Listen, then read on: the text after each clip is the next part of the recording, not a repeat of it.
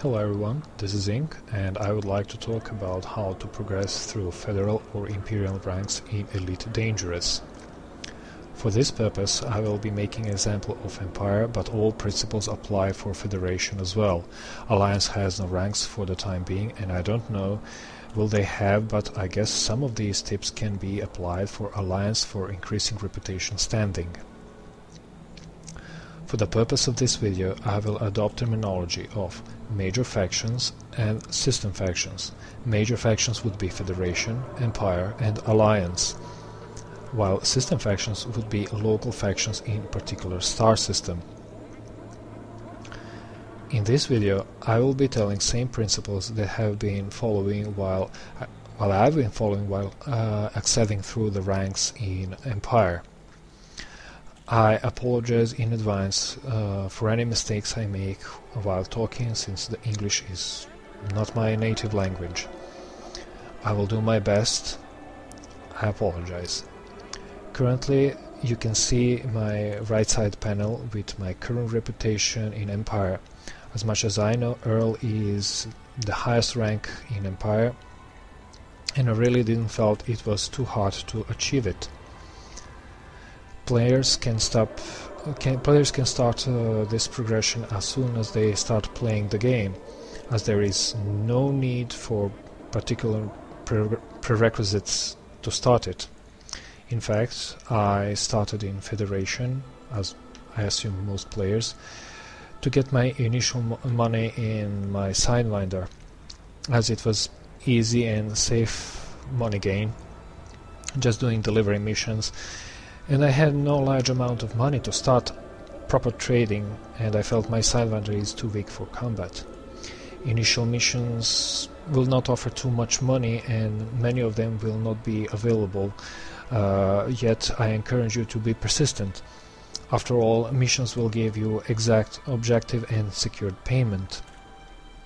Here we can see on my right panel standings with Federation, Empire and Alliance. These major factions have their representatives across their space in form of system factions which operate in one system. Just because I am Empire at the moment doesn't mean by accepting any mission from any system faction from the bulletin board will benefit me towards my rank in Empire. I am in Fascisi system, and here we have system factions: Empire Party, Fascisi Electronic Holdings, Gold Creative Ltd, Allied Fascisi Order and Values Party of Fascisi.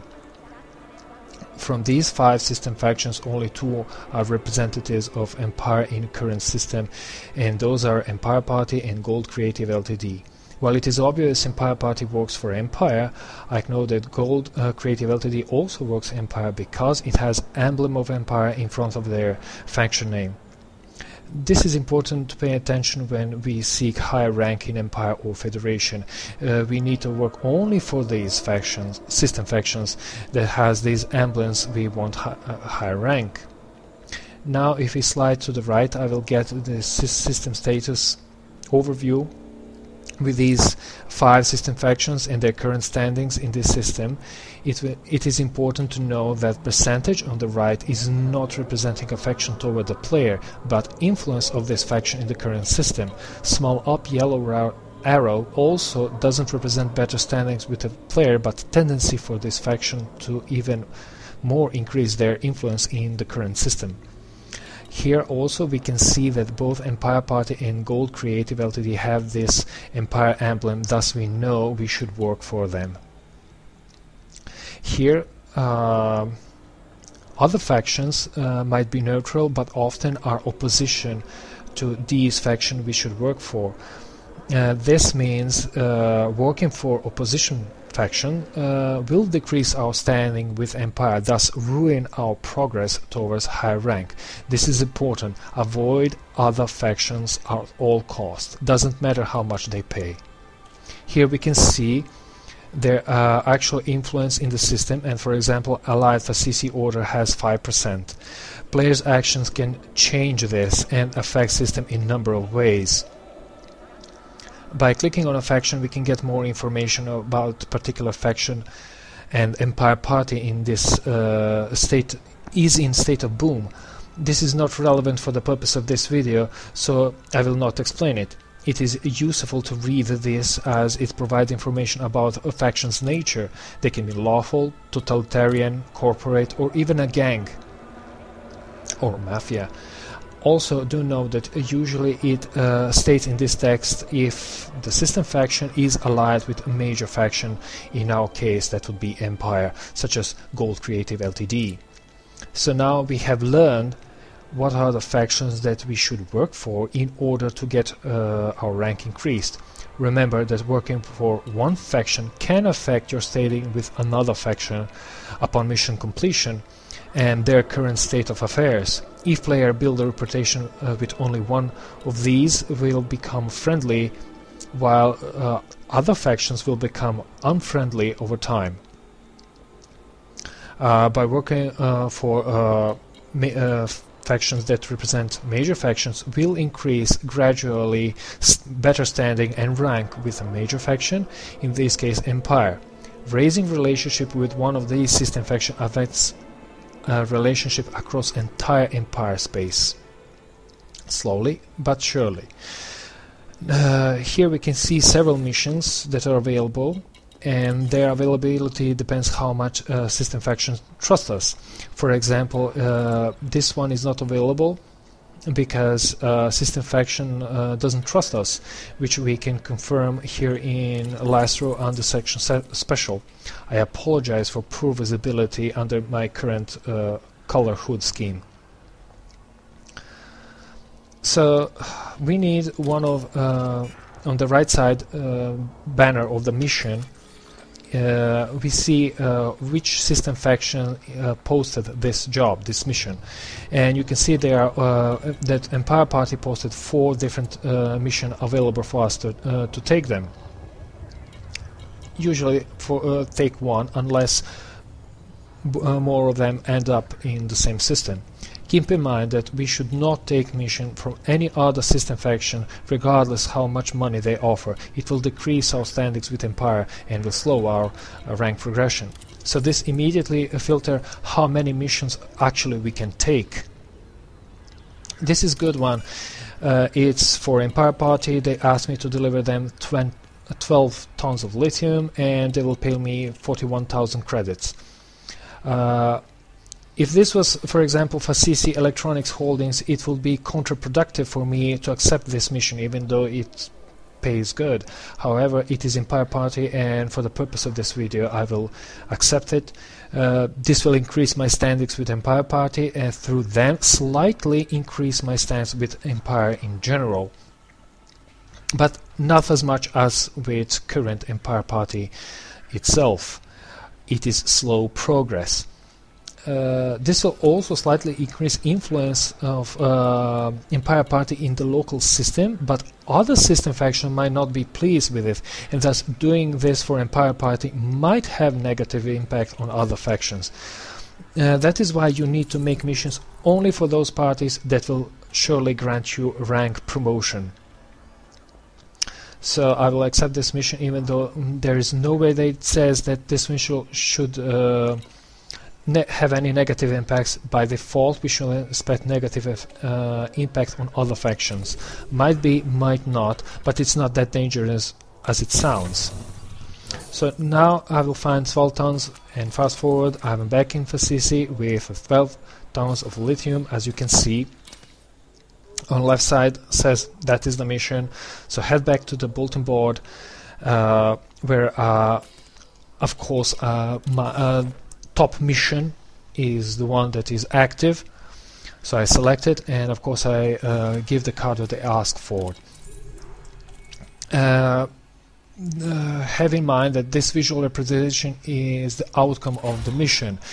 A bit easier to understand that it was before. It is unfortunate that this mission had no negative impact on other system factions, just to show. If there have been, there will be more entries and their standings after this mission has been completed.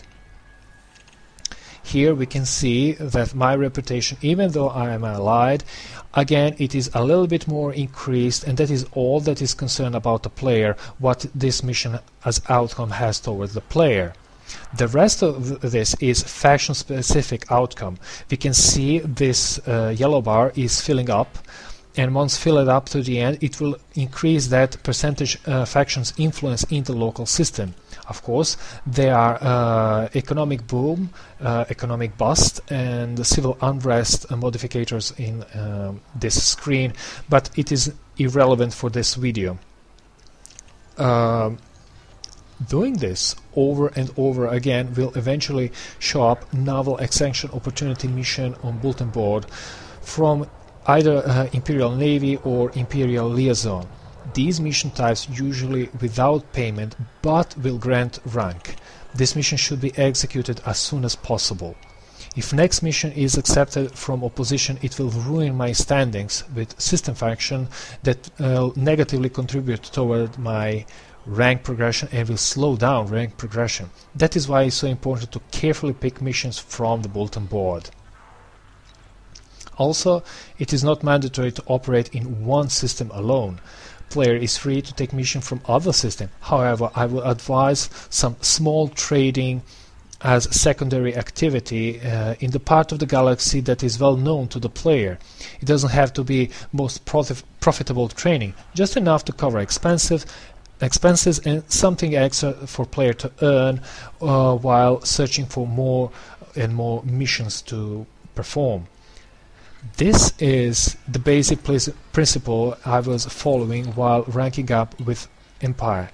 I don't play too much per day, usually 1 hour in average. Most of my ranking is achieved while flying Cobra.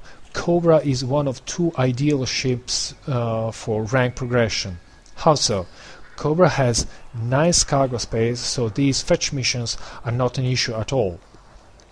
There will be many missions that player will need to deliver or acquire certain items, commodities, call it whatever. Also, do smuggling missions, even though they are considered as illegal activity. Just learn how to smuggle in using silent running, but be careful regarding overheating. Don't make it damage your ship. Last but not least, Cobra can fight, and because of it I advise you to equip frameship drive interdictor. Do hunt wanted ships while you are in super cruise towards some starport, but interdict only those ships that are not allied with factions that helps you toward your rank progression, but opposition, of course. Another ship I suggest is ASP. Everything I said about Cobra stands for ASP as well, except ASP is bigger and better. Even though I am in Imperial Clipper at the moment, I would not recommend it for the missions for 2 reasons in particular. First one is the fact that it requires a large landing pad, so mission that involves outposts will not be possible to complete in Imperial Clipper. And second reason is the costs of damage during interdictions. As I said, it is It is beneficial to hunt wanted ships in local system as well as accepting combat missions from bulletin board, even smuggling missions. Interdiction damage on Imperial Clipper and other big ships can be high, and thus can be a money sink which you don't want to have while grinding your rank. You might say Python is also good for rank grinding. Technically speaking, yes, but I assume you should max your rank before you are able to afford a Python for yourself. Once you get onto this idea to grind your rank, do just that. Do not be distracted by other activities. You will be getting money, but not as much by trading in big ships or in combat. Money is secondary to this. This money that you earn through missions and small trading will be enough to cover expenses and give you steady upgrades. Just bear in mind, if your mission leads you to some other system, naturally try to sell something in that other system. Also, if you see wanted ship while you are in Supercruise heading towards the starport, do interdict that ship. Just make sure you are competent enough. Increasing your reputation with any system faction open up possibility for better paid missions, especially those that require more trust. Elder ranks will come faster, while higher ranks will require more missions to be done, so be patient.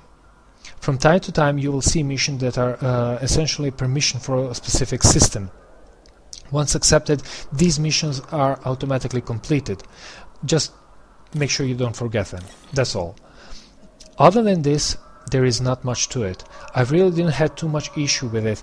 I got to rank count, and then I still didn't have enough money for Imperial Clipper, so I made a bit of pause, found better place to grind money. Once I bought Clipper, I did few more missions, and Earl ranks was there. As far as I know, doing mission in Federation do not have negative impact on your Imperial rank and reputation, and vice versa.